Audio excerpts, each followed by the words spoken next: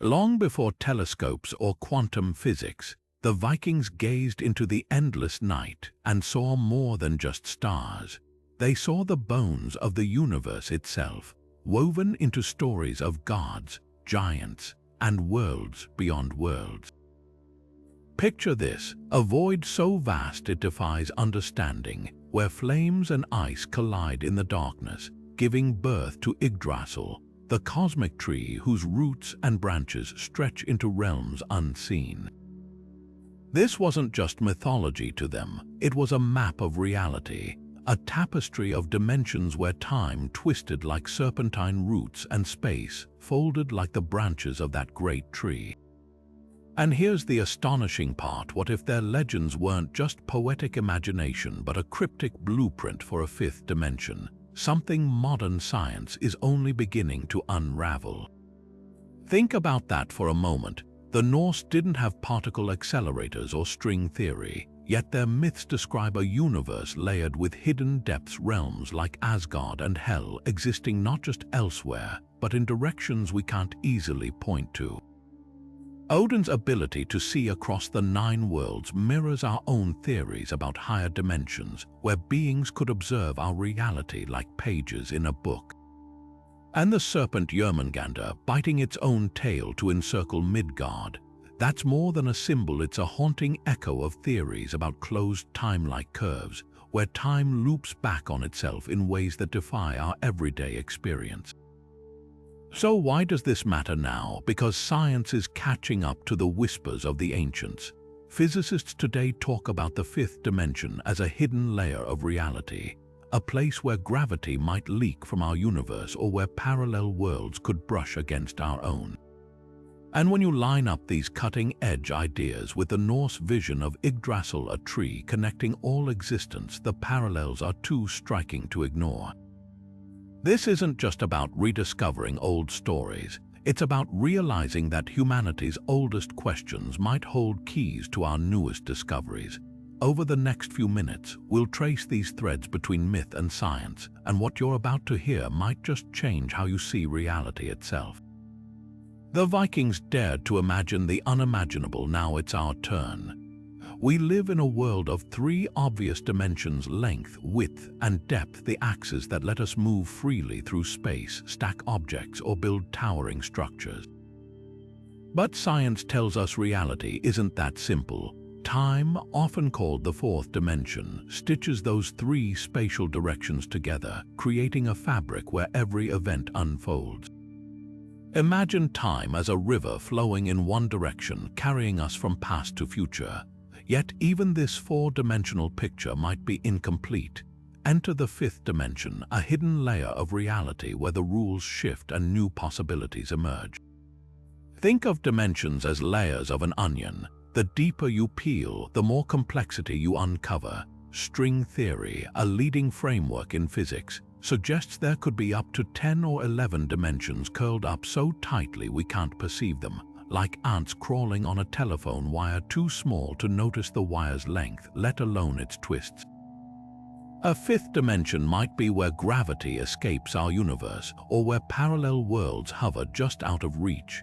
Picture 2 parallel sheets of paper floating close but never touching. That's how some theories describe brains, membranes of reality vibrating in higher dimensions. Now here's where it gets wild. In the 5th dimension, time might not be a straight line but a landscape you could traverse, like climbing a hill to see different moments spread out below. Some theories even suggest that what we call dark matter, the invisible glue holding galaxies together, could be gravity leaking into our world from this higher dimension. It's as if we've been living in a shadow play, unaware of the hands casting the shapes on the wall. When you step back, the Norse weren't just spinning tales. Their myths paint a cosmos eerily similar to these modern theories, realms stacked like layers, connected by Yggdrasil's roots and branches, where gods and giants move through hidden pathways. Odin's ravens flying across worlds might symbolize a being who perceives higher dimensions, watching time unfold like pages in a book. Science doesn't just validate these stories, it invites us to see them as ancient intuition about the universe's true shape. Yggdrasil wasn't just a tree in Norse mythology, it was the scaffolding of reality itself, a living axis that held the cosmos together. Picture a towering ash with roots digging into unseen worlds and branches stretching into the heavens, connecting 9 distinct realms like beads on a cosmic string. But here's the twist: what if those realms weren't just distant lands, but dimensions folded into the fabric of space itself? The Vikings might have been sketching a blueprint of the multiverse long before physicists coined the term. Take Midgard, the realm of humans, our familiar 4-dimensional world of length, width, depth, and time. Then there's Asgard, home of the gods, hovering somewhere above, not in a physical sense but in a way that suggests a higher plane of existence. And Hell, a shadowy underworld, could represent a parallel dimension with its own rules, where time flows differently or gravity behaves strangely. Even Jotunheim, the land of giants, mirrors theories about alternate universes where fundamental constants like the strength of gravity or the speed of light might be wildly different. Now stack these realms against modern physics. String theories, brains, floating membranes of reality could be Yggdrasil's branches, each hosting a separate universe with unique physics. The tree's roots, gnawed by the serpent Nidhogg, might symbolize entropy or the chaotic forces that seep between dimensions, just as dark energy stretches our universe apart. And the squirrel Ratatoska darting up and down the trunk with messages, that's entanglement in action particles influencing each other across vast distances, as if bound by an invisible thread. The most jaw-dropping parallel, Yggdrasil's description as always dying, always living. Modern cosmology suggests our universe might be one bubble in an endless foam of multiverses, each born and dying in cycles. The Norse saw time as a wheel, not a line, echoing theories of cyclic universes or the 5th dimension's looping timelines. When Odin hangs himself on the tree for 9 nights to gain wisdom, it's not just sacrifice, it's a ritual of piercing through layers of reality, glimpsing the hidden dimensions that structure existence. What's staggering is how the Norse mapped this without telescopes or equations. They intuited a universe far stranger than flat Earth or simple heavens, a fractal, branching reality where gods, humans, and monsters coexist in dimensions we're only now learning to measure. Yggdrasil isn't just myth, it's a challenge to our imagination, asking us to see the universe not as a void, but as a living, breathing network of worlds within worlds. Asgard, the golden realm of the Aesir gods, shimmers at the top of Yggdrasil not just geographically but dimensionally. Its palaces float above the clouds, untouched by mortal struggles where time moves differently. A day in Asgard could stretch into years on Earth, echoing Einstein's relativity, where gravity bends time itself.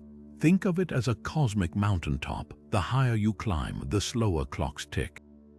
The gods' immortality might not be magic but a side effect of existing in a higher dimensional pocket where entropy frays slower, like a video paused mid-frame.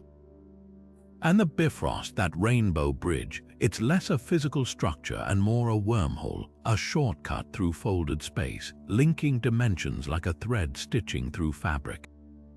Midgard, our home realm, sits squarely in the middle, the familiar 4 dimensions we navigate daily. But even here, the Norse wove in hints of hidden layers. The oceans surrounding Midgard were said to be encircled by Jörmungandr, a serpent so vast it loops the world. Replace the serpent with a gravitational field or a quantum loop, and suddenly you've got a dimension curled in on itself, invisible yet tangible, like the strings in string theory vibrating beneath our perception. Now descend to Helheim, where shadows stretch and time congeals. This isn't just a gloomy afterlife, it's a dimension where entropy wins. Ice rivers like slid grind particles to a crawl, mirroring thermodynamics' heat death. Modern physics speculates about heat sink universes where energy drains away. Helheim could be the Norse vision of such a place. Even the goddess Hel, half alive, half corpse, embodies duality, a Schrödinger's cat of dimensions, both decaying and enduring. Jotunheim, land of the giants, defies Midgard's rules entirely. Here, mountains walk and rivers run backward, a universe where physics mutates. Scientists ponder alternate vacuum states where fundamental forces like electromagnetism might behave differently. Jotunheim could be a realm where those variables skew wild. The giants, chaotic and ancient, might represent sentient forces of such a dimension, their very biology tuned to its erratic pulse. Alfheim and Svartalfheim, realms of light and dark elves, offer another wrinkle. Alfheim's brilliance isn't just aesthetic. It suggests a dimension saturated with energy, like a universe where dark energy dominates, stretching space into luminous thinness. Svartalfheim, conversely, thrives in caverns and forged smoke, a folded dimension where matter clumps densely, black holes forming in miniature. The elves' craftsmanship, weapons that never dull, rings that multiply wealth, hints at nanotechnology or matter reprogramming, possible in a dimension with altered atomic rules. Niflheim and Muspelheim, the primordial ice and fire realms, might represent the extremes of dimensional geometry. Niflheim's frozen chaos mirrors theories of slow dimensions where particles lose momentum, while Muspelheim's ceaseless combustion could depict a Planck-scale furnace, spacetime itself boiling at the birth of a universe. Their collision birthed Ymir, the first giant, an allegory for inflationary theory, where opposing forces spawn reality in the shock of their meeting. Vanaheim, home of the fertility gods, is the wild card, a realm of cycles and renewal. If time in Asgard slows and Helheim stagnates, here it might spiral, seasons whirling in days. This aligns with closed time-like curves, where events repeat in loops. The Vanir's magic over growth and weather could be mastery of a dimension where entropy reverses locally, like a garden that untangles its own decay. The breathtaking part, these realms weren't isolated. The Norse imagined them interconnected by roots, by branches, by whispers carried on the wind. Modern multiverse theories propose similar bridges, quantum entanglement linking particles across dimensions, or brains colliding in higher space. The gods didn't just rule their realms, they navigated a multidimensional network, much as theorists today map the cosmic web. When Odin trades an eye for wisdom, he's not just sacrificing sight, he's peering through the lattice of dimensions, understanding their weave. The 9 realms aren't places on a map, they're angles of reality, each a different slice through the hypercake of existence. Odin's sacrifice on Yggdrasil isn't just a grim tale of a god hanging from a tree, it's a coded manual for dimensional travel. For 9 nights, he dangles between life and death, pierced by his own spear, staring into the abyss until the runes reveal their secrets. But what if those runes weren't just symbols but gateways? Modern neuroscience suggests that near-death experiences where time distorts, visions unfold, and consciousness seems to peel away from the body might be glimpses into higher dimensions.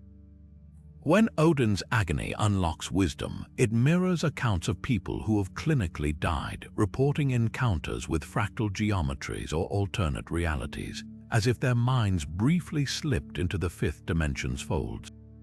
Consider quantum consciousness theories, which propose that our awareness isn't confined to the brain but entangled with the fabric of spacetime itself. Odin's ritual voluntary suffering to transcend parallels shamanic traditions where extreme states, starvation, pain, sensory deprivation act as portals. Scientists studying psychedelics like DMT note subjects describing entity encounters or interdimensional travel, eerily reminiscent of Odin meeting the Norns, the weavers of fate. Both myths and modern trips suggest consciousness might be a receiver, tuning into frequencies beyond our default 3-dimensional channel. The spear that pierces Odin is key, a symbolic axis piercing through dimensional layers. In physics, a singularity, like a black hole's core, warps spacetime so severely that the rules break down. Odin's wound could represent such a rupture, a pinprick in reality's membrane, letting him peer sideways into other dimensions. His single remaining eye, often seen as a metaphor for focused wisdom, might instead be a lens attuned to higher dimensional sight, perceiving time not as a river but as a landscape. Even the number 9 holds weight. Norse cosmology revolves around nines, 9 realms, 9 nights, 9 days. String theory's higher dimensions often compactify in multiples, curling into geometries we can't see.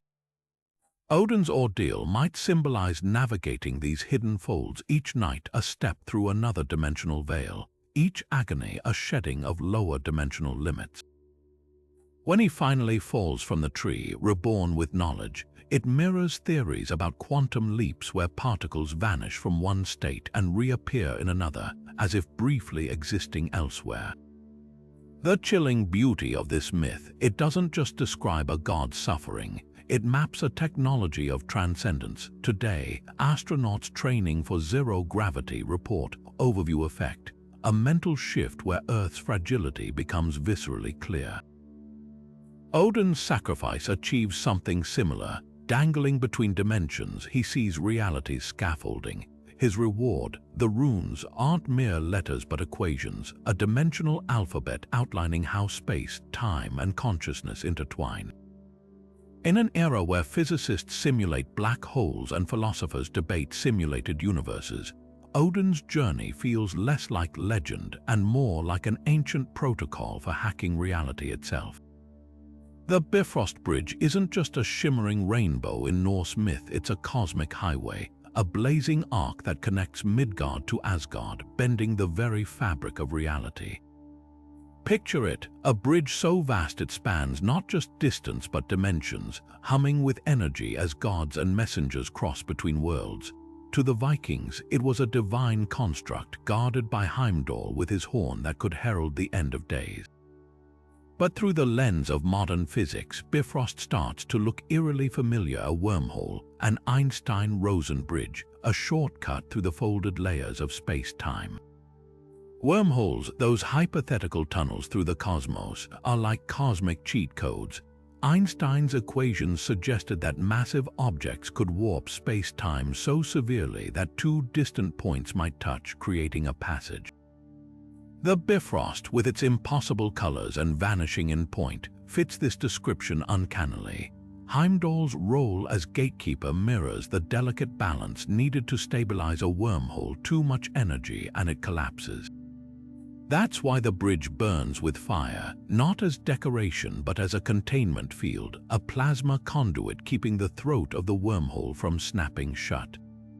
Now think about how the Bifrost is described: visible to all in Midgard, yet only the gods can traverse it. This aligns with theories about higher dimensional beings accessing pathways invisible to us. In string theory, gravity might leak into our world from adjacent dimensions, just as the bridge's light reaches us while its full structure remains hidden. And when Ragnarok comes, the Bifrost shatters not just as poetic destruction, but as a cosmic collapse, the wormhole's structure failing under the strain of chaotic forces. The most compelling detail, the bridge's rainbow aspect. Rainbows are literally bent light, a distortion of perception. If the Bifrost warps space-time, it would bend light around it, creating that luminous arc. Even Heimdall's ability to hear grass grow and see for hundreds of miles fits a being attuned to quantum vibrations, sensing fluctuations in the bridge's structure before they destabilize. So was the Bifrost just a mythic metaphor, or did the Norse intuit a profound cosmic truth? Wormholes remain theoretical, but their math is sound. And if they exist, they'd look strikingly like that burning rainbow, a gateway not just between realms, but between the layers of reality itself. The gods didn't walk a bridge, they stepped through a fold in the universe. Ragnarok isn't just an end, it's a cosmic reboot, a violent unraveling and rewinding of reality itself. The myths describe fires consuming worlds, oceans boiling away, even the great wolf Fenrir swallowing the sun. But look closer, this isn't random destruction. It's a precise dismantling of dimensional layers, as if reality itself is being unplugged and restarted. The gods fall, Yggdrasil trembles, and the earth sinks into the sea, not as chaos, but as a systematic collapse echoing modern theories about universal cycles. Think of the Big Crunch, a hypothetical scenario where the universe stops expanding and contracts back into a singularity. Matter compresses, time distorts, and eventually everything resets. Ragnarok mirrors this almost eerily. The serpent Jörmungandr releases its tail, symbolizing the unraveling of closed time-like curves, those loops in time that physics suggests could exist in higher dimensions. The sky splits open, revealing the fire giants of Muspelheim, a dimensional breach where energy from a hotter, denser state floods our universe, like the inflationary burst after a big crunch. Even the surviving gods Vidar and Vali emerge later to rebuild, just as new universes might sprout from the ashes of old ones in conformal cyclic cosmology. The most haunting parallel, the concept of heat-death in thermodynamics, where entropy maxes out and energy disperses into useless uniformity. Hell's army of the dead joins the fray at Ragnarök, representing this entropic tide, a force that erases structure, returning the cosmos to equilibrium. Yet, unlike sterile scientific models, the Norse vision includes rebirth. Two humans, Lif and Lifthrasir, survive hidden in Yggdrasil's branches, emerging to repopulate the world. This isn't just poetry, it's a fractal reset echoing theories where quantum fluctuations in a void spark new universes. Now consider the timeline. Ragnarök isn't a one-time event, it's destined to repeat. The Norse saw time as a wheel, not a line, much like Roger Penrose's cyclic cosmology, where universes endlessly collapse and re-expand. Even the details align. In Penrose's model, black holes evaporate, leaving behind Hawking radiation that seeds the next cycle. At Ragnarök, the fire giant Surtur shrouds the world in flames before vanishing, a perfect metaphor for black hole evaporation, where energy dissipates in a final blaze. What makes this myth so staggering is its layered accuracy. The Vikings had no telescopes, no particle accelerators, yet they envisioned a universe where dimensions fray and reweave, where collapse isn't an end but a transition. When Odin's ravens whisper of Ragnarök's approach, they're not forecasting doom. They're describing the natural rhythm of existence, a pulse older than stars. Science today grapples with these same ideas, measuring cosmic background radiation for echoes of past universes or simulating multiverse bubbles. The Norse didn't just predict the end of the world. They mapped the life cycle of reality itself. The Norns don't just spin threads at the foot of Yggdrasil, they weave the cosmos itself, threading past, present, and future into a single unbroken tapestry. These three sisters, Urd, Verdandi, and Skuld, aren't mere mythic figures. They're living metaphors for a universe where time isn't a straight line but a sprawling landscape. Urd, whose name means fate, tends to what has been. Verdandi, becoming, shapes what is. Skuld, that which shall be, cuts the threads at will. Together, they don't follow time, they sculpt it, like artists working clay from all sides at once. And that's exactly how higher dimensional beings might perceive reality. Not moment by moment, but all at once, like a reader flipping through a book's pages at will. This mirrors block universe theory, a radical idea in physics where time is an illusion, a stubbornly persistent one. As Einstein joked, imagine reality as a loaf of bread, with each slice representing a moment. To us, trapped inside the loaf, life feels like moving from one slice to the next. But the Norns, they see the whole loaf. They're not bound by the now any more than you're bound to a single pixel in a photograph. Their well, Urðarbrunna, isn't just a pool of water. It's a cosmic hard drive, a reservoir where every event, every choice exists simultaneously, rippling outward in infinite permutations. Think of Schrödinger's cat, both alive and dead until observed. The Norns embody that quantum superposition on a universal scale. When they carve runes into Yggdrasil's roots, they're not predicting the future. They're programming it, adjusting probabilities like dials on a control panel. Modern physics grapples with retrocausality, the idea that future events can influence the past. The Norns threads might be quantum entanglements, whispering backward through time, weaving cause and effect into a Mobius strip where beginnings and endings blur. Even their tools tell a story. Their spindle isn't just a tool, it's a singularity, a point where dimensions converge. The thread they spin, that's space-time itself, stretched and knotted into galaxies, black holes, and human lives.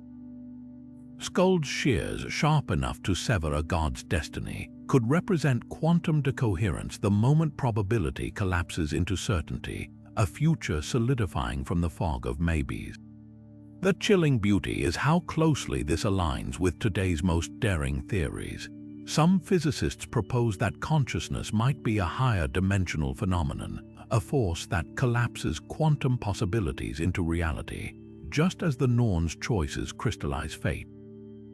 Their well's waters, said to heal even Yggdrasil's rot, could symbolize the quantum vacuum, a seething foam of potential from which particles blink in and out of existence. This isn't just poetic symmetry. The Norns' existence suggests the Norse understood time as something malleable, cyclical, not a river but a whirlpool. When Vikings spoke of weird, that intricate web of cause and consequence, they were describing what scientists now call the block universe, a static, four-dimensional shape where our sense of flow is just an artifact of perception. The Norns don't live in time. They live with time the way a painter lives with a canvas, mixing colors, scraping away mistakes, shaping what to mortal eyes seems inevitable. What's haunting is how casually the myths accept this. The gods themselves fear the Norns, not because they're cruel, but because they operate on a level even Odin's single all-seeing eye can't fully grasp. That's the hallmark of higher dimensional beings. Their motives and methods are as inscrutable to us as a 3D printer's purpose would be to a flat drawing. The Norns don't just weave fate, they are fate. Their very existence a challenge to our linear minds. While we fret over clocks and calendars, they sit at the crossroads of all possibilities, spinning threads that stretch not just across years, but through the very fabric of dimensions. Heimdall stands sentinel at the edge of Asgard, his golden eyes scanning not just horizons but dimensions. The myths say he can see grass grow from hundreds of miles away, and hear wool ripple on a sheep's back, abilities that sound like divine exaggeration until you realize what they might actually describe, perception unshackled from three-dimensional limits. Imagine a being who doesn't just observe the surface of reality but peers through its layers, like an X-ray technician watching blood flow beneath skin. That's Heimdall's gift, a sensory net cast across folded space where light and sound travel paths invisible to mortal senses. Modern physics toys with similar possibilities. In a fifth dimension, higher beings wouldn't just look at our world, they'd see around it. Picture a two-dimensional creature living on paper. It could only perceive lines and shapes within its flat plane. But you, as a three-dimensional observer, could see the entire sheet at once, every hidden fold, every overlapping edge. Heimdall's vision operates like this, but scaled up. His sight pierces through the paper of Midgard, detecting movements in Hel's shadows or Jotunheim's quakes as easily as we notice raindrops on a window. His hearing, that's quantum entanglement in mythic form, vibrations transmitted not through air but through the substrate of spacetime itself, where a whisper in Alfheim resonates in his ears like a shout. The horn he guards, Gjala horn, adds another clue. Its blast isn't just loud, it's omnidirectional, rippling through all 9 realms simultaneously. In a higher dimensional framework, sound wouldn't travel linearly but fractally, branching through interconnected membranes of reality. When Heimdall lifts the horn, he's not signaling in our narrow sense. He's vibrating the cosmic web, sending pulses that echo across dimensional walls. This aligns with theories about gravitational waves, ripples in spacetime that cascade through the universe, detectable only with instruments fine-tuned to reality's hidden frequencies.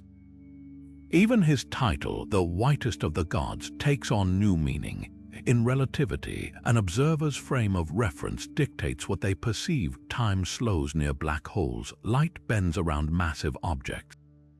Heimdall's whiteness might symbolize a state of pure, unfiltered perception, untouched by the distortions that plague mortal senses. While we see a sunrise as color and light, he witnesses the entangled quantum states behind it, the gravitational lensing bending its photons, the tachyonic particles racing ahead of dawn's first glow. The most haunting detail: Heimdall needs no technology, no telescopes, no radios. His body is the instrument. Some string theorists suggest higher dimensional beings might perceive through extra sensory organs, tuned to curled-up dimensions, like snakes detecting infrared or birds navigating by magnetic fields. Heimdall's golden teeth, often glossed over as divine adornment, could be metaphorical resonators, structures that vibrate in harmony with the hidden geometries of Yggdrasil's roots, translating multidimensional data into sight and sound. When Ragnarok comes, Heimdall's death isn't just a god falling, it's the collapse of cosmic perception itself. He and Loki slay each other, chaos annihilating order, blindness extinguishing sight. But here's the twist: in Norse cosmology, nothing truly ends. Heimdall's sacrifice might represent the momentary flicker of a higher dimensional lens closing only to reopen in the next cycle, when the universe reboots and the gods return. His senses aren't just supernatural, they're supradimensional, a blueprint for how beings unbound by our spatial rules might experience existence. While we strain to glimpse dark matter or decode quantum foam, the myths whisper that the answers have been there all along, etched in the vigil of a watchman who sees not just worlds but the weave between them. Fenrir isn't just a monstrous wolf in Norse myth, he's a force of raw, unchecked potential, growing larger and fiercer until even the gods fear he'll devour the sun itself. His binding, a pivotal moment in the sagas, isn't just a tale of brute strength overcoming chaos. It's a masterclass in dimensional engineering, a symbolic act that mirrors humanity's struggle to contain the untamable forces shaping reality.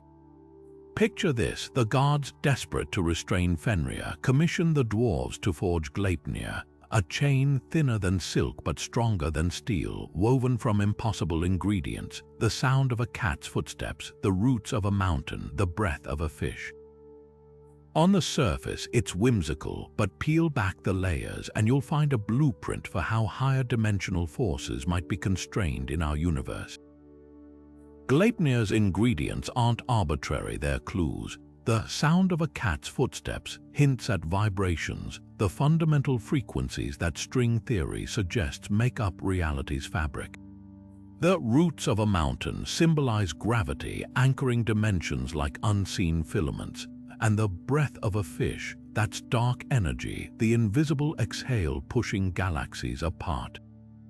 Together, they form a binding that operates not in 3 dimensions but across them, a net woven from the universe's most elusive forces. When Fenrir snaps iron chains like twigs but strains against Gleipnir's delicate threads, it illustrates a profound truth. Brute force fails against higher dimensional chaos, but subtle, resonant constraints can hold. This mirrors how string theory describes compactified dimensions: tiny, curled-up spaces woven into the fabric of reality, too small for us to perceive. If Fenrir represents wild, unfurled dimensions, untamed energy that could unravel space-time, then Gleipnir is the mathematical framework that keeps them knotted, stable. The god's final trick, tying the chain to a rock buried deep beneath the earth, echoes how gravity might anchor these hidden dimensions, preventing them from unraveling the cosmos. Even Fenrir's drool, forming a river called Van, fits. In quantum field theory, vacuum decay describes how a rogue fluctuation could trigger a catastrophic phase transition, like a wolf's fury boiling over into reality. The chilling beauty of this myth, it doesn't end with Fenrir's defeat. He's not destroyed, just contained, biding his time until Ragnarok, when he'll break free and fulfill his destiny. This loops back to modern physics' most unsettling idea, that the stability of our universe might be precarious.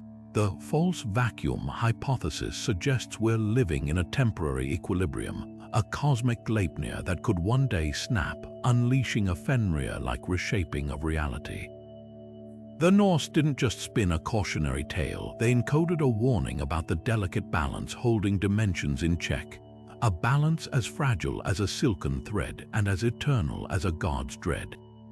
Valkyries don't just ride through the skies on winged horses, they slip between the seams of reality, threading through dimensions to gather fallen warriors with a precision that defies mortal understanding. In Norse myth, these shimmering figures don't merely escort souls to Valhalla, they pluck them from battlefields like ripe fruit, bypassing the linear journey of death entirely. Picture a warrior struck down in Midgard, his last breath still warm, and in the same instant he's feasting in Odin's hall, his wounds erased, his fate rewritten. This isn't just magic, it's a phenomenon that mirrors one of quantum physics' most baffling concepts, non-locality, where particles influence each other across vast distances instantaneously, as if space and time were mere suggestions. The Valkyrie's selective harvesting mirrors quantum entanglement's eerie selectivity, a phenomenon Einstein called spooky action at a distance. When two particles become entangled, measuring one instantly determines the state of the other, no matter how far apart they are. The Valkyries operate similarly. Their choices on the battlefield resonate instantaneously in Valhalla, linking warrior and hall across dimensional barriers without crossing the space between. Their winged mounts might symbolize the quantum fields that permeate reality, allowing shortcuts through the fabric of spacetime itself. Even their name, meaning choosers of the slain, hints at a deeper truth. Like a quantum observer collapsing probabilities into certainty, the Valkyries don't just collect the dead, they determine which timelines persist and which dissolve into oblivion. Now consider their origin. The myths say Valkyries are Odin's handmaidens, but their autonomy is startling. They override even the god's wishes at times, sparing warriors he'd marked for death. This isn't just rebellion, it's a reflection of quantum mechanics' inherent unpredictability, where outcomes resist even a god's control. When the Valkyrie Brynhild defies Odin, she's enacting the universe's refusal to be fully deterministic, a principle Heisenberg later codified as uncertainty.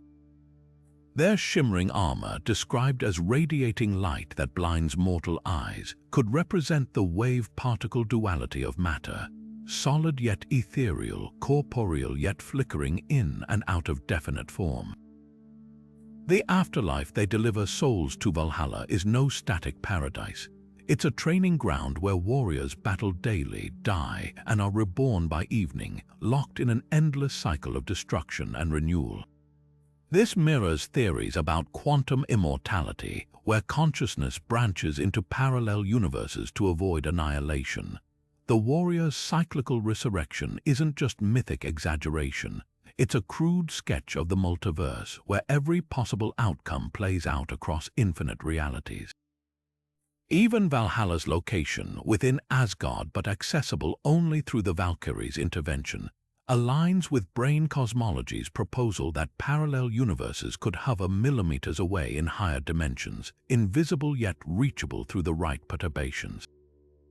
What's most striking is how the Valkyries blur the line between life and death. They don't wait for the body to cool or the soul to wander. They act in the liminal space between heartbeats, between the swing of a blade and its impact. Modern neuroscience reveals that near-death experiences often involve hyperlucid visions, time dilation, and out-of-body sensations, hallmarks of consciousness briefly untethered from spatial constraints. The Valkyries' apparitions on battlefields might represent this very phenomenon. Not supernatural intervention, but the flickering of awareness as it transitions between dimensional states. The legends whisper of Valkyries weaving fate on looms, their threads blood red and gold. Quantum field theory describes the universe similarly, a seething web of probabilities where observation solidifies potential into reality. When a Valkyrie points her spear at a warrior, she's not just marking him, she's collapsing his wave function, sealing his transition from one plane of existence to another.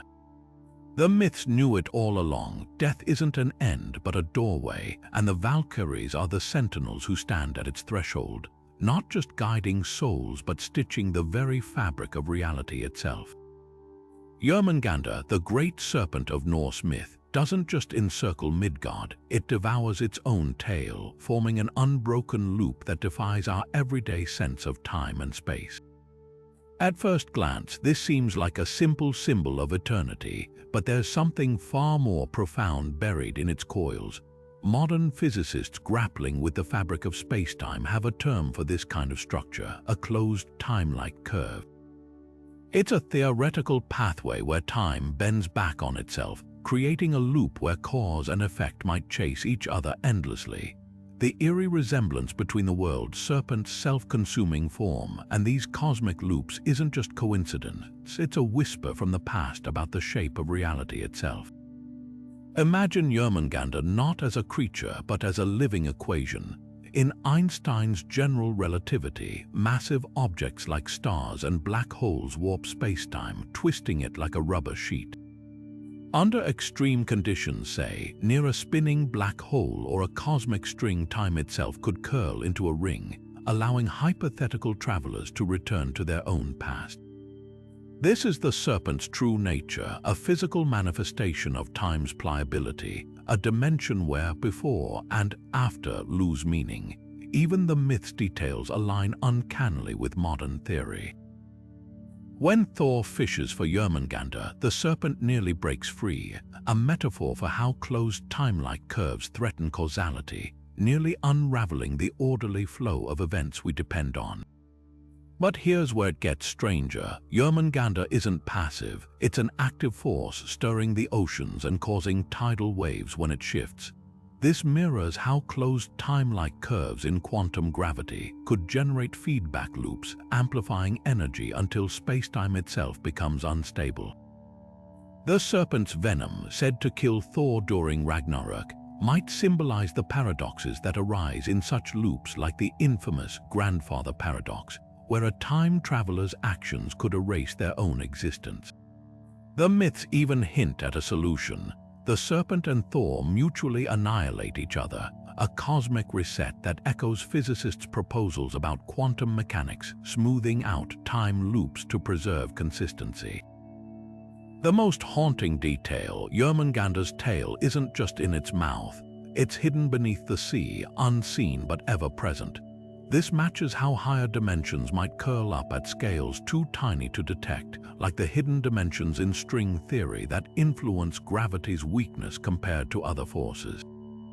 The serpent's cyclical form also reflects the Wheeler-DeWitt equation, a quantum gravity model where time emerges from timeless fundamentals, much like Midgard emerges from the serpent's endless circle. What the Norse glimpsed in their myths, we're now mapping with mathematics.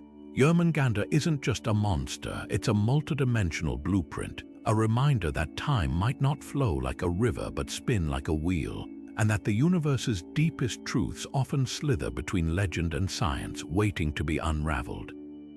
Ginnungagap wasn't just empty space to the Norse, it was the pregnant silence before the first note of creation, a seething absence where fire and ice collided in the dark. Modern physics paints a startlingly similar picture of the quantum vacuum, a realm that's anything but empty. At the subatomic level, particles flicker in and out of existence like cosmic fireflies, borrowing energy from nowhere only to vanish again. This quantum foam, as physicists call it, mirrors Ginnungagap's chaotic potential, a dimensionless cradle where reality itself emerges from the dance between order and chaos. The myths describe Ginnungagap bordered by Muspelheim's fire and Niflheim's ice, their meeting birthing the first being, Ymir. Replace fire with energy and ice with entropy, and suddenly you've got the thermodynamic forces that shape our universe's infancy. The Big Bang Theory suggests our cosmos began as a quantum fluctuation, an unimaginably hot, dense point where dimensions hadn't yet unfurled. Like Ymir forming from melting rime, matter coalesced from this primordial soup as space-time cooled and stretched.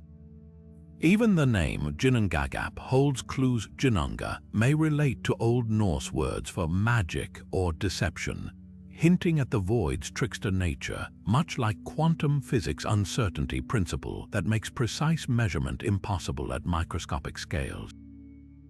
Here's where it gets mind-bending. Quantum field theory suggests that what we call empty space actually crackles with zero-point energy, a baseline vibration that can't be removed, no matter how cold the universe gets. This energy isn't random. It follows patterns called vacuum fluctuations, where particle-antiparticle pairs emerge briefly before annihilating each other.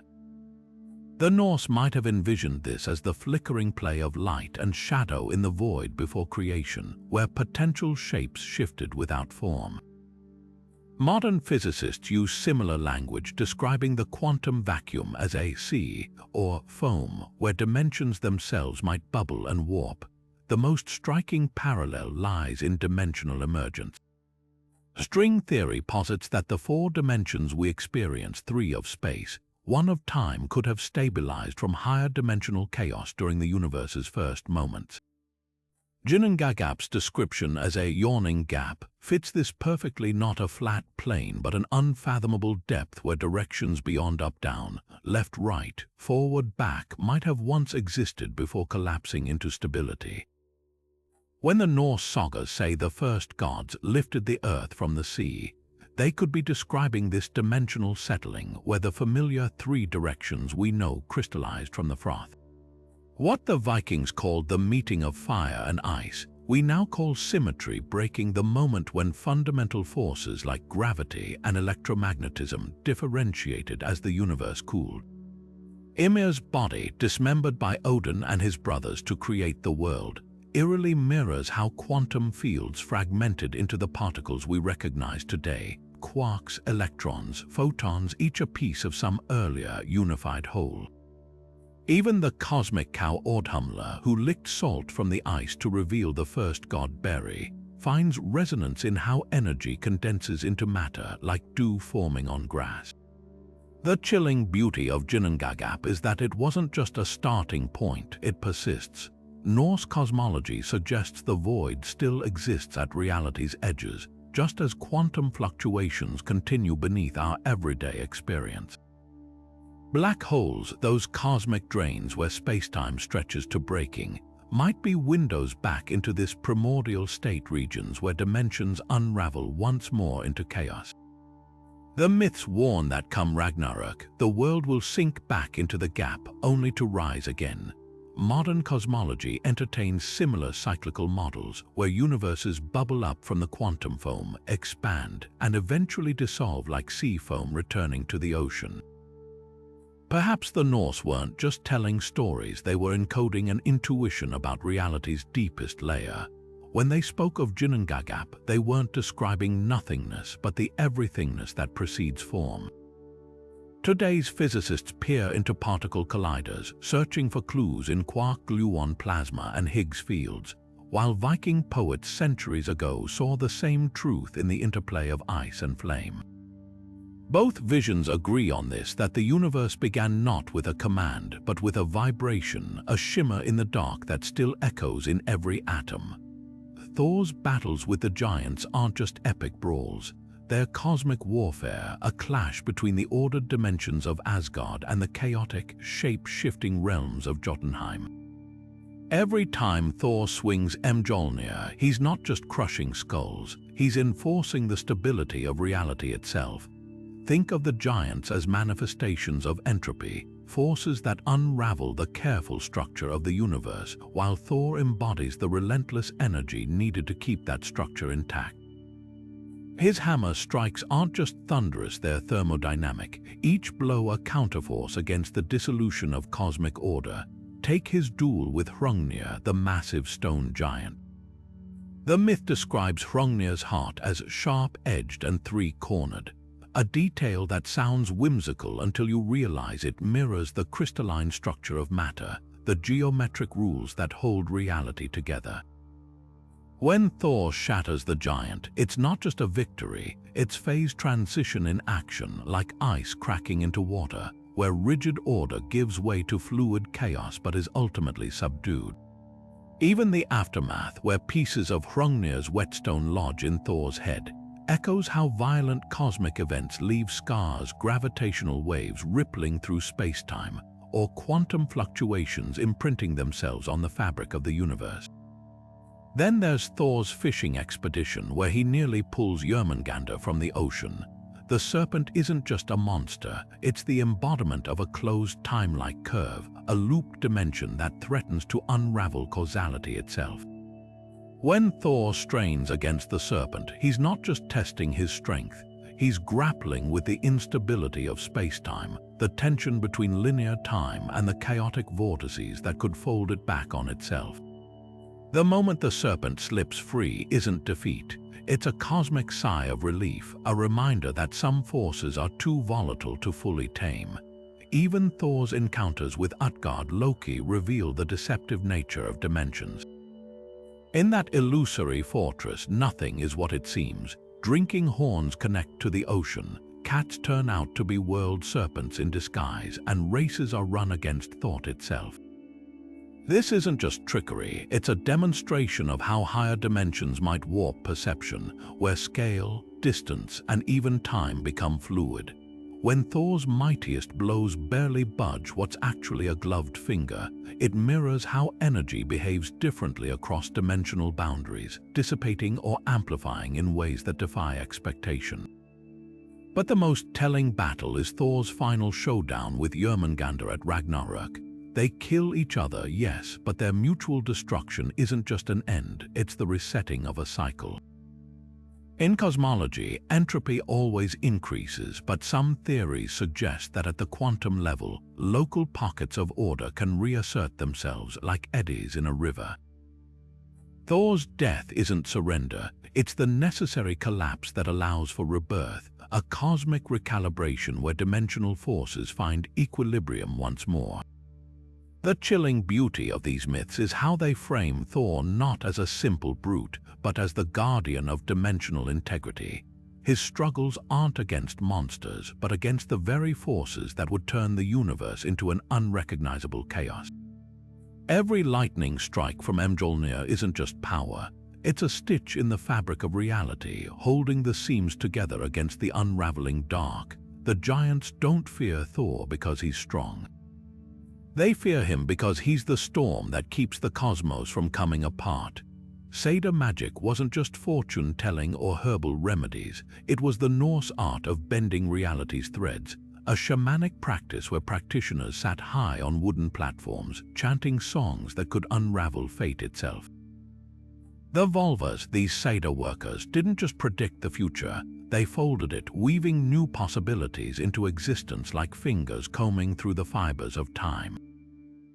Picture them draped in feathered cloaks, their staffs planted firmly as if anchoring themselves not just to the earth, but to multiple layers of reality simultaneously. This wasn't mere theater. It was dimensional engineering disguised as mysticism, a ritualized version of what physicists now speculate might be possible with warp drives and quantum consciousness.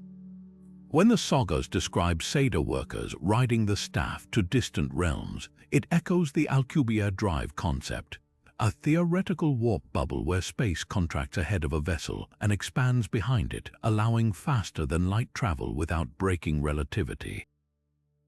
The Volva's staff, often carved with intricate spirals mirroring the double helix of DNA or the twist of spacetime itself, might have served as a symbolic focal point, concentrating intention to manipulate the dimensional fabric around her. Modern experiments in quantum mechanics suggest that observation affects reality at microscopic scales. Seder could be the mythic exaggeration of this principle, where trained consciousness imprints macroscopic changes on the world. The ritual's most haunting detail: practitioners entered a state called Yggdrasil, sitting out where they hovered between wakefulness and trance, their souls supposedly journeying while their bodies remained.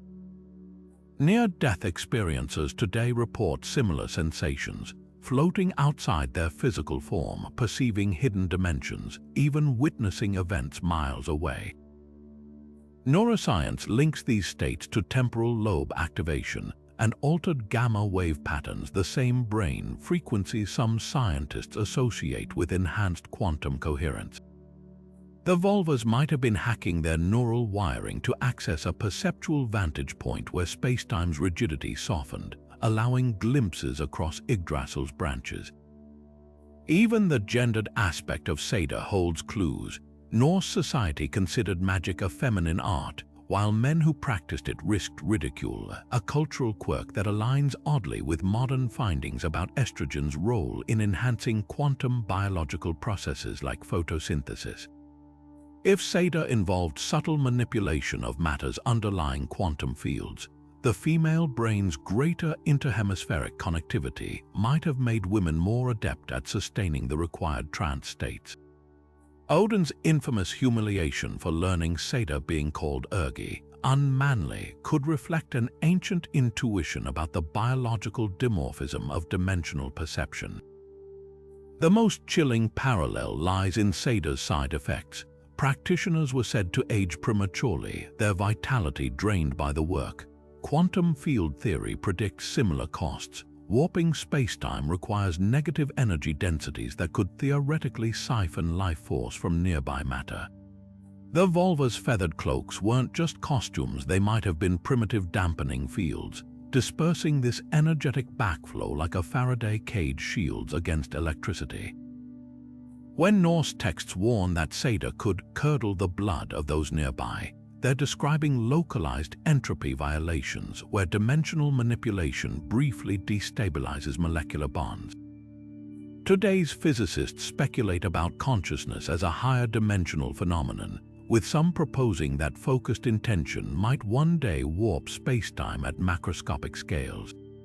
The Seda workers of old, with their chants and staffs and blood sacrifices, might have been stumbling toward the same truth, that the universe is less a clockwork mechanism and more a vast, malleable thought, waiting to be reshaped by those who learn its language. While we chase warp bubbles with equations, they approached it through trance and tradition, proving once again that myth and science are two sides of the same coin, one polished by intuition, the other by mathematics, but both reflecting the same impossible truth.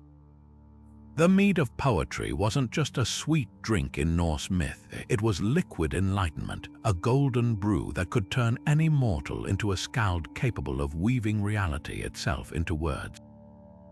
Odin went to absurd lengths to steal it, transforming into a snake, seducing a giantess, and even letting himself be stabbed, all to claim a single sip. Why? Because this mead wasn't fermented from honey. It was distilled from the blood of a god, mixed with the wisdom of the cosmos.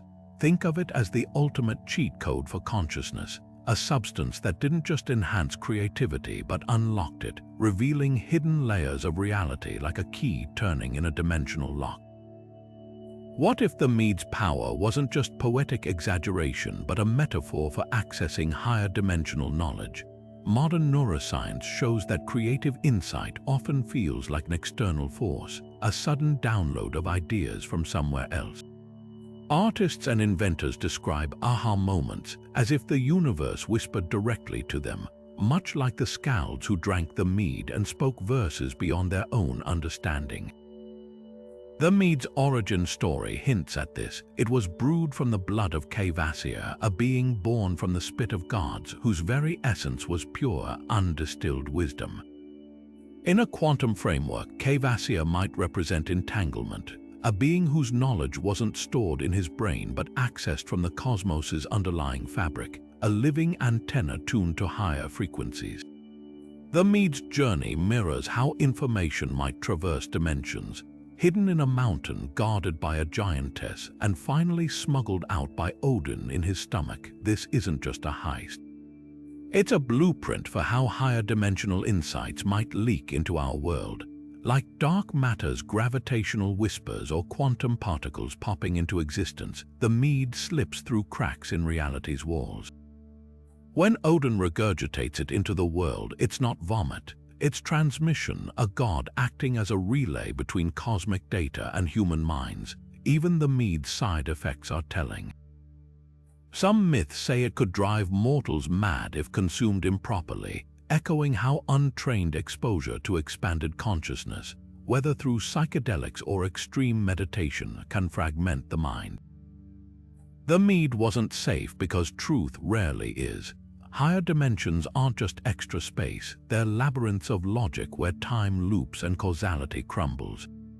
The scalds who drank responsibly gained vision. The reckless were obliterated by it. Today, we chase the mead's equivalent through nootropics, brain stimulation, or even AI tools to hack our mental limits.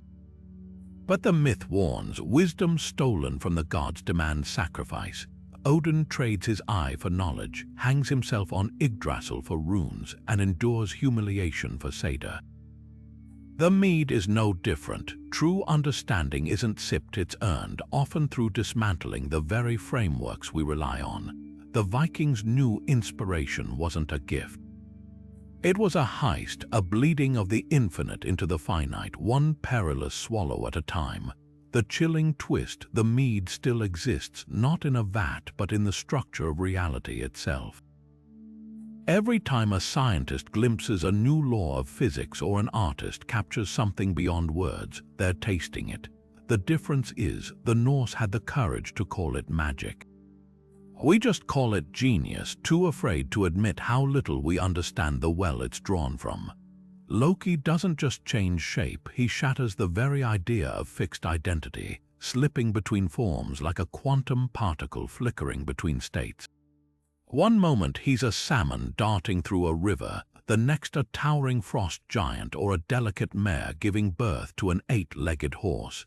This isn't mere trickery, it's dimensional fluency, the ability to exist simultaneously as multiple versions of himself across the fabric of reality. Modern physics grapples with eerily similar concepts like quantum superposition, where particles exist in multiple configurations until observed, or the multiverse theory, where every possible version of you plays out in parallel worlds. Loki doesn't just wear disguises, he embodies the chaos of a universe where identity isn't a singular truth but a spectrum of possibilities. Take his most infamous transformation, the time he becomes a mare to distract a giant stallion, later giving birth to Sleipnir, Odin's 8-legged steed. At first glance, it's a bizarre tale, but peel back the layers and you'll find a staggering metaphor for quantum field theory, where particles can spontaneously change states or even spawn new entities under the right conditions. Loki's fluidity isn't just biological, it's existential, a living example of how matter and meaning can reconfigure when dimensional boundaries soften.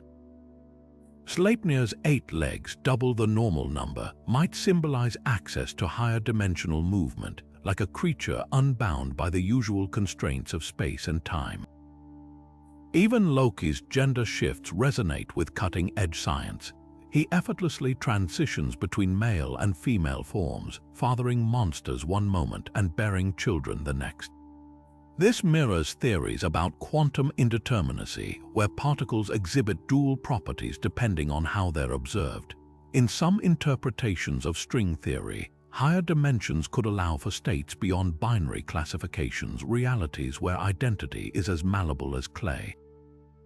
The Norse weren't just telling stories about a mischievous god, they were encoding an intuition about the universe's inherent fluidity, where the lines between categories blur like chalk in rain. What makes Loki uniquely terrifying isn't his cruelty or cunning, it's his refusal to be pinned down. When bound by the gods with his son's entrails, venom dripping onto his face, he still laughs. His agony isn't just physical, it's the pain of a being forced into singularity, his multidimensional nature crushed into one unbearable form.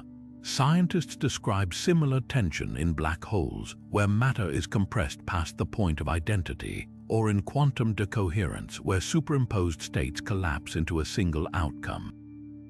Loki's torment is the mythic echo of existence struggling against the tyranny of definition.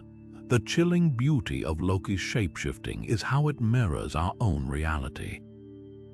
Modern physics suggests that at the most fundamental level, the universe isn't made of fixed things but of vibrations, probabilities, and relationships.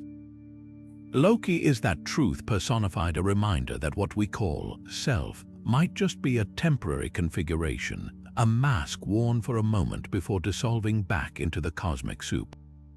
While we cling to identities like lifelines, he dances between them, a flickering shadow on the cave wall of reality. The giants feared Thor's strength, but they dreaded Loki's laughter, because in that sound they heard the universe itself shrugging off all attempts to define it. Mjolnir wasn't just a weapon, it was a dimensional tuning fork, vibrating with energies that defied the ordinary rules of reality.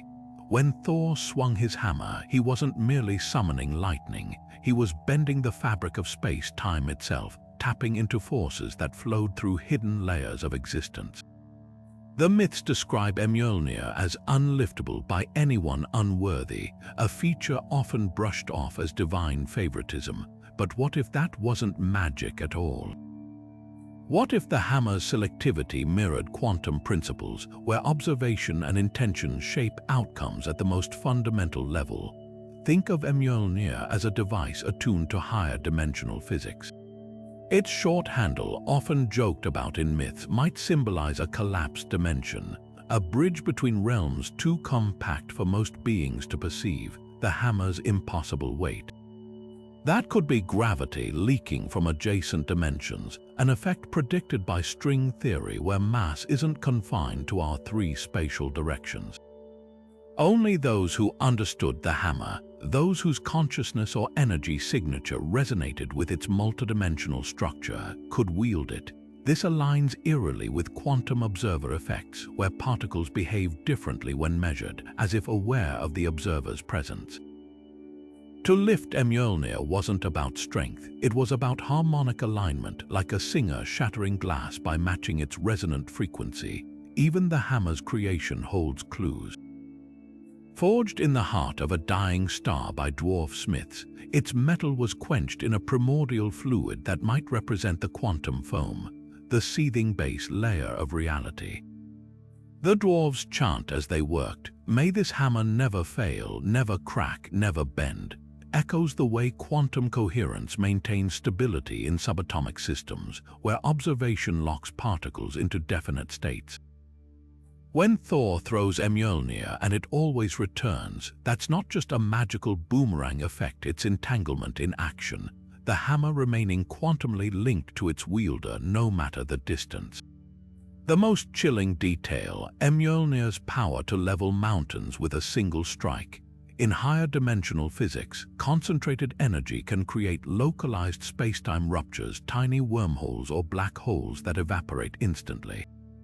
Thor's blows might not just be forceful, they could be momentarily unraveling the dimensional weave, unleashing gravitational shockwaves that ripple through reality's layers. The hammer's ability to revive the dead, as when Thor resurrects his goats each night, mirrors theories about closed time-like curves allowing energy to recycle through time loops, reversing entropy on a microscopic scale. What the Norse called worthiness might really be a form of dimensional synchronization. Just as electrons occupy specific energy shells around an atom, perhaps Mjolnir's wielders needed to vibrate at a frequency that harmonized with its extra-dimensional structure. When villains like the giant Hrungnir or the serpent Jörmungandr failed to lift it, it wasn't morality blocking them, it was a fundamental mismatch in their quantum signatures, like trying to fit a square peg into a hyper-dimensional hole. Even Odin's enchantment, whispered over the hammer, could represent the programming of a quantum lock, a safeguard written into the very fabric of the weapon. The terrifying beauty of Mjolnir is that it wasn't just a tool, it was a lesson.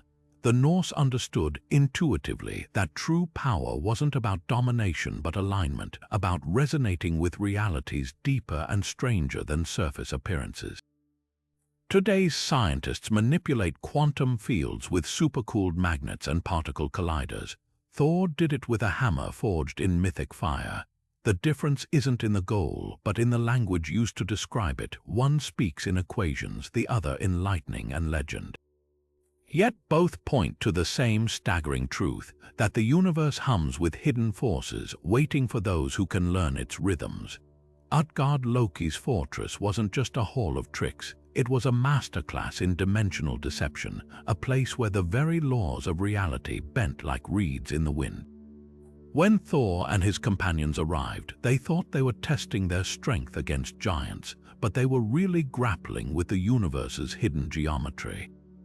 Take Thor's famous drinking challenge. Handed a horn connected to the ocean, he gulped furiously only to lower the water by a fraction. What seemed like failure was actually a revelation. The horn wasn't a cup but a wormhole, its far end anchored in the sea. Thor wasn't drinking from a vessel, he was warping space-time itself, his sips displacing tides across dimensions. The lesson: perception is a prison when you don't realize the walls are illusions. Then there was Loki's eating contest, where he raced against wildfire itself. No matter how fast he devoured, the flames consumed the food faster. At first glance, it's a playful myth. But replace fire with entropy, the relentless force that disassembles order, and suddenly the tale transforms. Loki wasn't just losing to a supernatural opponent. He was confronting the irreversible flow of time in a universe where energy always dissipates. Utgard-Loki's illusion exposed a brutal truth. Some forces can't be outrun, only endured. But the most haunting trick was Thor's attempt to lift a simple cat. Straining with all his godly might, he only managed to raise one paw. The punchline: the cat was Jörmungandr in disguise, the world serpent so vast it encircles Midgard. This wasn't just a prank, it was a demonstration of cosmic scale. In higher dimensions, objects might appear small while hiding immense mass, like black holes pinching space-time into invisible density. Thor's struggle mirrored how gravity warps our perception, making the infinite seem finite, the colossal seem mundane. Utgard-Loki's games reflect principles modern physics is only now unpacking. Gravitational lensing, where massive objects bend light to distort distant galaxies, echoes how the fortress twisted Thor's perceptions. Holographic theory, which suggests our three-dimensional reality might be a projection from a two-dimensional boundary, mirrors how Utgard-Loki's illusions reduced vast forces to simple tests. Even quantum superposition particles existing in multiple states until observed resonates with the way the giant's challenges flickered between explanations, never settling on a single truth. The chilling beauty of these myths lies in their refusal to call these phenomena magic. Utgard-Loki wasn't a sorcerer, he was a physicist playing with dimensional levers, showing Thor that reality isn't fixed but fluid. When the illusions finally lifted, revealing the fortress as a barren plain, it wasn't a dismissal of the experience, it was an invitation to see beyond the surface. The Norse weren't just telling campfire stories, they were encoding warnings about the universe's slippery nature, where every certainty might just be another layer of the trick. The Well of Erd isn't just a pool of water at Yggdrasil's roots, it's a swirling vortex where time, space, and fate tangle into a single knot.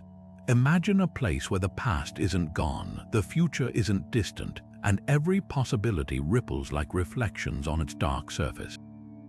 The Norns don't just dwell here, they steep in its depths, stirring the waters to weave the threads of existence. This isn't mysticism, it's a chillingly precise metaphor for a singularity, a point where dimensions collapse into infinite density. Black holes warp spacetime so severely that even light can't escape. The Well of Erd does something eerily similar, bending causality until before and after lose all meaning. Think of it as a cosmic loom. The water's surface isn't passive, it's a membrane, a boundary between our reality and whatever lies beneath. When the Norns carve runes into Yggdrasil's roots, those symbols aren't mere markings, they're commands etched into the fabric of spacetime itself, reverberating through the tree's branches like gravitational waves. Modern physics describes cosmic strings, hypothetical flaws in the universe's structure, thinner than an atom but denser than a neutron star, humming with primordial energy. The well could be the Norse vision of such a string, a scar left from creation, vibrating with the echoes of every event that ever was or will be. What makes the well uniquely terrifying is its intimacy.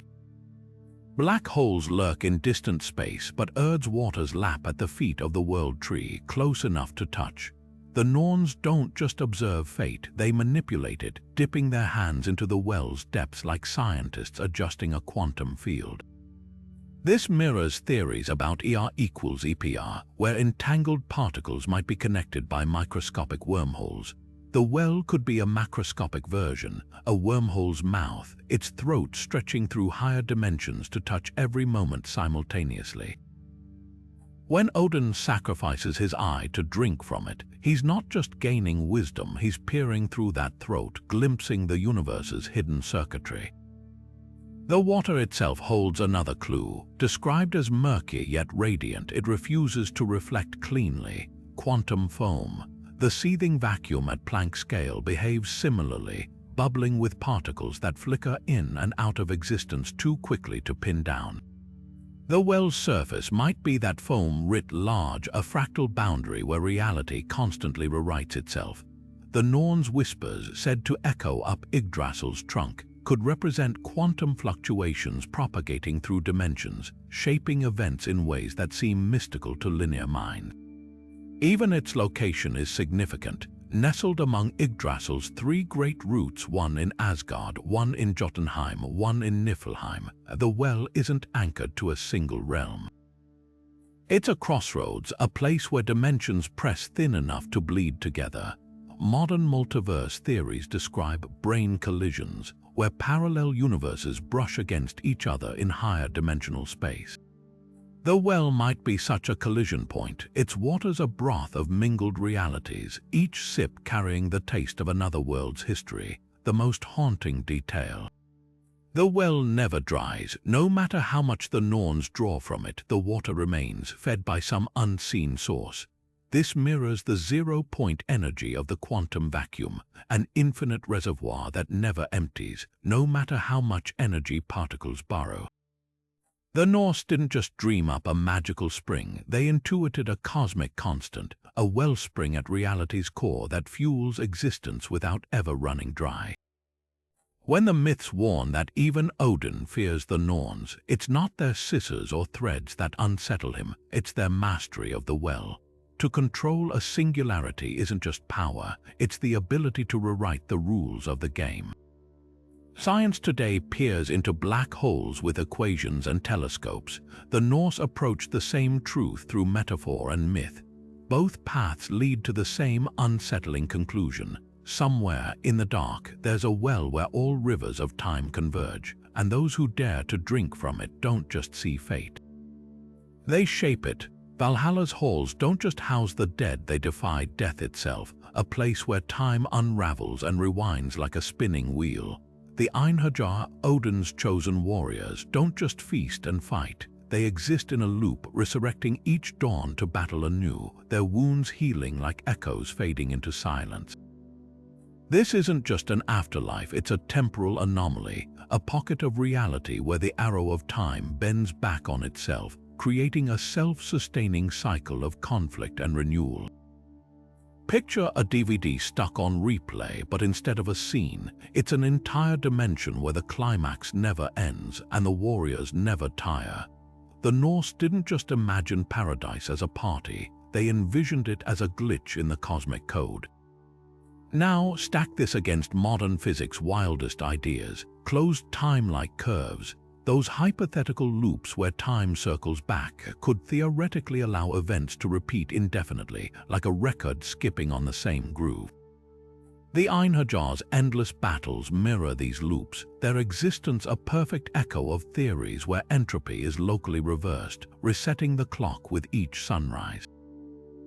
Even the mechanics fit. Valhalla's doors admit exactly 540 warriors at a time, a number that mirrors the precise symmetry found in quantum systems where particles occupy discrete energy levels. This isn't random mythology, it's a blueprint for how time might fold under extreme gravitational conditions, like near a black hole's event horizon. But here's where it gets eerie. The Einherjar aren't just stuck in time, they're training for it.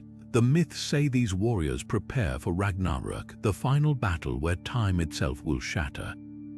In quantum terms, they're like particles in a collider, cycling through infinite rehearsals until the moment of cosmic collapse. Their daily resurrections aren't just magic, they're a form of temporal conditioning, hardening them against the paradoxes of a universe coming undone. Imagine a soldier who doesn't just remember war but lives it perpetually, his muscle memory honed across millennia of repeated combat. That's the Einherjar's existence, a boot camp for the apocalypse. And then there's Valhalla's architecture. Its rafters are spears, its roof thatched with shields, a fortress built from the tools of war. This isn't just set dressing, it's a metaphor for how time and violence intertwine. In relativity, massive objects warp spacetime like a spear-piercing fabric. Valhalla's very structure might symbolize the distortion required to sustain such a time loop. The hall's endless feasts, where mead flows like rivers and meat never runs out, echo theories of zero-point energy, a vacuum seething with infinite potential, where particles borrow energy only to return it moments later. The Einherjar aren't just fed, they're sustained by the universe's own unending pulse. The most chilling detail, Valhalla's location. It sits in Asgard, yes, but its gates face north, the direction the Norse associated with cold, darkness, and the unknown. In cosmology, the arrow of time points toward entropy, the inevitable heat-death of the universe. Valhalla's northern orientation might hint at its true purpose, not just a reward but a bulwark against that entropic tide. Each resurrected warrior, each repeated battle, is a stitch in time's fabric, holding the chaos at bay until the final unraveling. The Einherjar don't just wait for the end. They're holding it back one loop at a time. What the Vikings called fate, we might call a fixed point in space-time, a moment so dense with significance it bends everything around it into inevitability. Valhalla isn't a myth, it's a hypothesis. In a universe where time might loop, where consciousness could persist beyond collapse, Odin's Hall isn't fantasy. It's foresight. The Einherjar don't just fight for eternity, they're proof that eternity might fight for us. Freyja's falcon cloak wasn't just a shimmering accessory, it was a wearable wormhole, a feathered interface that let her slip between realms like a shadow passing through walls. When she draped it over her shoulders, she didn't just fly through the skies of Midgard. She folded space itself, vanishing from one world and reappearing in another without crossing the distance between. Picture this, a cloak woven not from ordinary feathers, but from the plumage of a creature capable of perceiving higher dimensions, each barb and quill resonating with the hidden frequencies of Yggdrasil's branches. This wasn't magic, it was advanced physics disguised as myth. The cloak's mechanics mirror modern theories about warp drives and tesseract's devices that manipulate spacetime to enable near-instantaneous travel. Einstein's equations suggest that massive energy concentrations could compress space ahead of a vessel while expanding it behind, creating a bubble that moves faster than light without breaking relativity. Freyja's cloak might function similarly, its feathers acting as organic warp coils that bend the fabric of reality around her. When Loki borrows the cloak to rescue Idun from the giants, he doesn't just fly, he slides through dimensions, bypassing the linear path a mortal bird would take. The myths even hint at the energy cost. Freyja's cloak is never loaned lightly, as if its use strains the very seams of existence. Now consider the falcon itself, the source of those feathers. In Norse cosmology, birds like Odin's ravens traverse realms effortlessly, carrying information across dimensional divides. Falcons, with their telescopic vision and dizzying dives, symbolize perception unshackled from earthly limits. The cloak might amplify this innate avian ability, allowing the wearer to see and move through higher spatial folds imperceptible to human eyes. In string theory, creatures existing in more dimensions would perceive our 3D world as flatlanders see a sheet of paper, limited, fragmentary. Freyja's cloak could be a translator, attuning her senses to these extra directions, revealing shortcuts through reality's pleats. The most striking parallel lies in the cloak's description: feathers that shimmer iridescent, shifting colors like an oil slick. Quantum materials today exhibit similar properties, metamaterials that bend light around objects to create invisibility cloaks, or superconductors where electrons pair up and move without friction. Freyja's garment might operate on principles we're only now discovering, its feathers engineered at the molecular level to interact with spacetime's underlying geometry.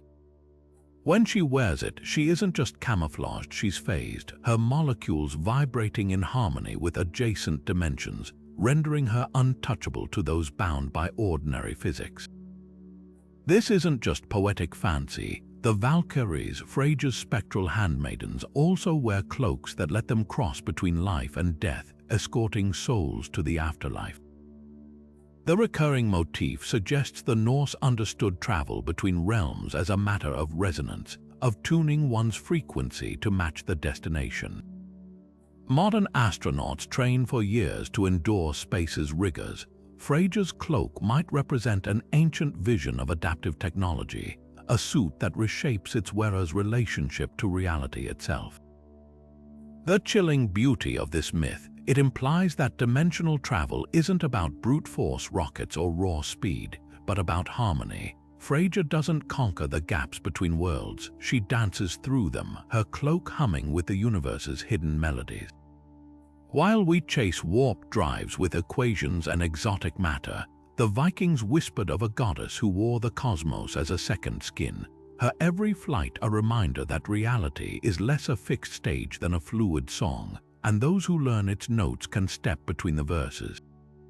String theory doesn't just suggest hidden dimensions, it demands them. To reconcile gravity with quantum mechanics, physicists propose tiny, curled-up spatial dimensions beyond the three we experience, vibrating at frequencies that determine the fundamental forces of nature. Picture a spider's web where each strand hums at a different pitch, creating the illusion of solidity. That's how string theory imagines reality's underlying fabric. Now hold that image next to Yggdrasil's roots, which the Norse described as stretching into realms governed by distinct forces like ice, fire, and decay. The resemblance isn't poetic coincidence, it's a staggering alignment between ancient intuition and modern mathematics. Those 9 realms, they could be 9 vibrational modes of cosmic strings, each tuned to a different frequency of existence. M-theory takes this further, proposing an 11-dimensional universe where membranes, or brains, float like sheets of paper in a higher dimensional space. When these brains collide, they might spawn new universes in cosmic fireworks. Sound familiar? The Norse myths speak of Muspelheim's flames and Niflheim's ice clashing in Ginnungagap to birth Ymir, the primordial giant whose body became our world. The parallels are dizzying. Both describe creation emerging from dimensional interactions, whether through brains smashing together or elemental realms merging in the void. Even the number 11 resonates while Norse cosmology highlights 9 realms. Some interpretations suggest 2 additional, hidden worlds, like the void of Ginnungagap and the misty realm of Niflheim's borders, hovering just beyond mortal perception. Then there's the holographic principle, which posits that our 3-dimensional universe might be a projection from information encoded on a 2-dimensional boundary, like a movie screen rendering a seemingly solid world. The Well of Erd, where the Norns carve fate into Yggdrasil's roots, mirrors this eerily. The tree's trunk and branches could represent our observable reality, while the well's dark surface acts as the lower dimensional boundary where the universe's true data is stored. When Odin gazes into its depths, he isn't just seeing the future, he's glimpsing the source code of existence, the primal layer from which all illusions emerge. Quantum entanglement adds another layer. Particles separated by light years can instantaneously influence each other, defying classical notions of space. The Valkyrie's ability to pluck warriors from battlefields and deposit them instantly in Valhalla reflects this phenomenon mythically, a non-local transfer of information, in this case, souls across vast distances without traversing the space between. Even the threads the Norns weave could symbolize quantum fields, where every tug sends ripples through the web of cause and effect, entangling destinies across time. The real shock isn't that these theories align. It's that Norse mythology often anticipates the paradoxes modern physics struggles to explain. Take Ragnarok's cyclical apocalypse. Roger Penrose's conformal cyclic cosmology suggests our universe's heat death might seed a new Big Bang through quantum resets, an endless loop of collapse and rebirth. The Norse didn't need equations to grasp this. Their myths already encoded it, from Fenrir's inevitable escape to the surviving gods who rebuild after the ashes cool.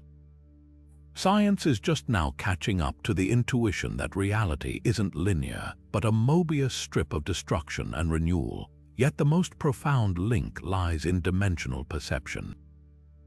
Just as Heimdall's sight pierces through illusions, modern physics hints that higher dimensional beings would perceive our world as flatlanders see a sheet of paper, limited, fragmentary. The Norse didn't just imagine gods who could peer around time's corners. They described the perceptual consequences of existing in more dimensions than we do. When Thor fails to lift Utgard Loki's cat, he's confronting the warped scale of higher dimensional mass, just as string theory suggests gravity might leak into our world from adjacent dimensions, making objects heavier or lighter than they appear. This isn't mysticism masquerading as science. It's evidence that human minds, when freed from dogma, can intuit truths about reality's structure long before instruments confirm them. The Vikings observed nature's patterns, the fractal branching of trees, the cyclical return of seasons, and extrapolated a cosmos where dimensions intertwine like Yggdrasil's roots. Today's physicists chase the same truths with particle colliders and supercomputers, but the destination remains startlingly similar: a universe far stranger, wilder, and more interconnected than our senses alone can fathom. The myths weren't prescient, they were perceptive, revealing that science and storytelling are twin paths up the same mountain, each offering a different view of the hidden dimensions weaving through our world. The Norse weren't alone in glimpsing the hidden folds of reality. Cultures across time and distance have woven strikingly similar visions of layered cosmoses, as if humanity's oldest stories share a secret blueprint. Take Hindu cosmology, where the universe is described as an infinite fractal, a cosmic egg, the Brahmanda, containing countless nested worlds, each with its own dimensions and rhythms. The Upanishads speak of higher planes like Satya Loka, where time dilates so severely that a single breath spans centuries on Earth, mirroring relativity's time warps near black holes. Even the concept of Maya, the illusion masking reality's true nature, resonates with modern holographic theory, where our 3D world might be a projection from a two-dimensional boundary. The gods here don't just live elsewhere, they exist in directions we can't point to, like Krishna revealing his cosmic form to Arjuna, a vision of infinite mouths and eyes stretching across dimensions. Then there's the Aboriginal dream time, where ancestral beings sang the world into existence, their paths becoming rivers and mountains. But this isn't just a creation myth, it's a multidimensional map. Dreamtime isn't confined to the past, it's an ever-present parallel dimension, accessible through ritual and trance. Elders speak of song lines, invisible pathways that crisscross the land, guiding travelers not just geographically but between states of consciousness. Modern physics might call these quantum trajectories or hidden dimensions curled into the landscape. When initiates walk the song lines, they're not just remembering stories, they're navigating the folds of a reality where time is circular and every place holds multiple meanings at once. The Dogon people of Mali add another puzzle piece. Their oral traditions describe Sirius B, a white dwarf star invisible to the naked eye, centuries before telescopes confirmed its existence. But even more startling are their descriptions of the Nommo, amphibious beings who arrived from Sirius in a spinning arc, bringing knowledge of a multidimensional universe. The Dogon's cosmogony speaks of egg worlds within worlds, vibrating with primordial sound, an uncanny echo of string theory's vibrating filaments. Their rituals use spirals and helix symbols, not unlike the double helices of DNA or the twisted dimensions in Calabi-Yau manifolds. Were these purely imaginative leaps, or did they tap into an intuition about reality's hidden structure? Mesoamerican cultures like the Maya saw time as a spiral, not a line. Their long count calendar didn't just track days, it mapped cyclical ages, each a layer of existence stacked like a cosmic onion. The underworld of Xibalba wasn't just a hellish pit, it was a realm with 9 layered challenges, each distorting perception like a labyrinth of mirrors. Modern mathematicians see parallels in tesseract models where 3D spaces fold into hypercubes, revealing shortcuts through higher dimensions. Even the Mayan ball game, played in courtyards designed as cosmic diagrams, symbolized the struggle to navigate these hidden pathways, a ritual reenactment of dimensional travel. The Greeks had their own version with Plato's allegory of the cave, where prisoners mistake shadows for reality. But earlier still, Orphic mysteries describe the universe as a serpent coiled around an egg, a near-identical twin to Jörmungandr encircling Midgard. Pythagoras taught that reality was built from vibrating numbers, a concept string theorists would recognize instantly. And the Egyptian Juwat, the underworld traversed by Ra's solar barge each night, wasn't a static land of the dead. It was a shifting dimension where time flowed backward in places and gates opened to alternate versions of events. What's breathtaking is how these traditions, separated by continents and millennia, converge on the same insights: that reality has depth beyond what our senses reveal, that time is more fluid than it seems, and that beings, whether gods, ancestors, or spirits, operate in these hidden layers. Science often dismisses myths as primitive explanations, but what if they're actually primal observations? Before telescopes split the heavens or particle colliders probed the quantum foam, humanity's storytellers were already whispering about the universe's true shape, not in equations, but in symbols that bypassed the limits of their era's vocabularies. The most haunting possibility: these myths aren't just metaphors, they're memories of a time when human consciousness, untamed by rigid logic, could still perceive the warp and weft of dimensions now hidden to us. When shamans and seers didn't just imagine the world tree, they felt its roots stirring beneath their feet, heard its branches rustling in winds that blew from directions we've since forgotten how to name. In our quest to quantify the fifth dimension, we might do well to listen to those old voices. They've been trying to tell us something for millennia. From 9 realms woven into Yggdrasil's branches to quantum foam bubbling beneath empty space, the echoes between Norse myth and modern physics aren't just intriguing, they're uncanny. The Vikings envisioned a universe where gods walked between worlds, time looped like a serpent's coils, and fate hummed in the roots of a cosmic tree.